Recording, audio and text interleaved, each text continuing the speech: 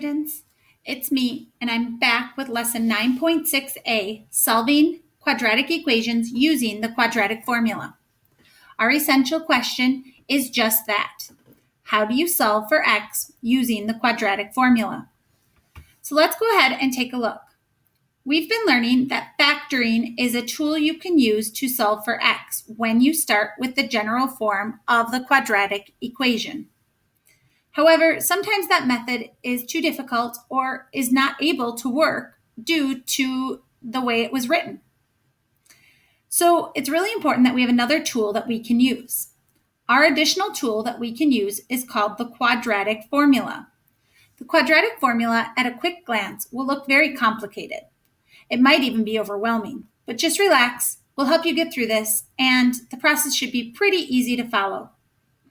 So, before I get started in using it, let's just go ahead and connect it. So in the quadratic formula, you'll notice that you have A's and B's and C's. These are the same A's, B's, and C's from our general formula. This is also really important. It must always be set equal to 0 or it won't work. Oftentimes, students know the quadratic formula based on the song. Teachers have sung it to the tune of Happy Birthday or Pop Goes the Weasel. I like Pop Goes the Weasel best. That sounds like this. X equals negative b plus or minus the square root of b squared minus 4ac all over 2a. Now, we're going to practice utilizing this formula. So, first step is to make sure that it's set equal to 0. If this doesn't happen, it won't work.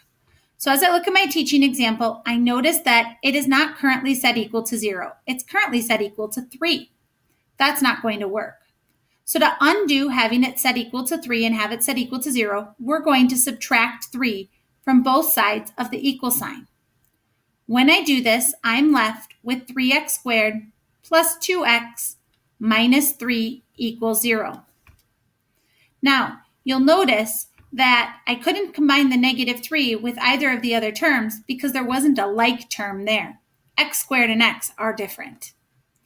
Step 2 of the process, I really encourage you to identify your A, B, and C. It makes the rest of it go so much easier. In this problem, A is 3, B is 2, and C is negative 3. Now we're ready to plug our values into the quadratic formula and continue to solve. So I'm going to take and plug in 2 for all the B's, 3 for all the A's, and negative 3 for the C. That gives me negative 2 plus or minus the square root. B squared is 2 squared. Now I like to make sure I write that in parentheses because otherwise sometimes the calculator will give you the wrong answer. So just put it in parentheses. It'll save you a lot of trouble. Minus 4 times A times C. That's 3 and negative 3, all divided by 2A. So 2 times 3. Now that I have it substituted in, I'm going to scroll down so we're just focusing on evaluating that formula. Next, what we're going to want to do is start to simplify. I recommend typing everything in that is under the square root first. I have my handy dandy calculator close by so I can show you how to do this. So I'm going to type it in exactly as I see it, with the 2 in parentheses.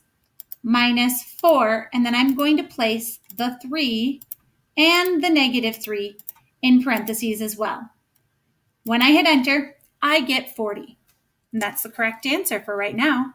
So moving back into the problem, I'm going to go ahead and say x equals negative 2 plus or minus the square root of 40, all divided by 6.